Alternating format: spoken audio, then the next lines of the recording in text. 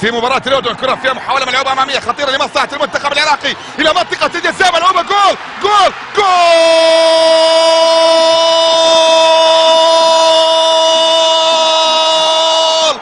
بلغيرة كرار يضع الكرة في شباك رحيلي في لحظة كنت أتحدث فيها عن تغيير مجريات اللقاء والأحداث.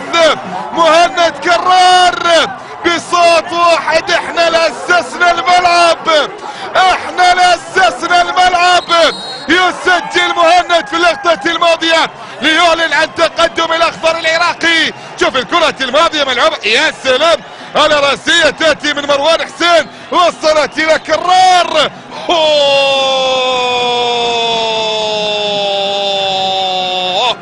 اللقطة الماضية في شباك رحيلي، هدف أول لمصلحة العراق، هدف أول يصل بالمنتخب.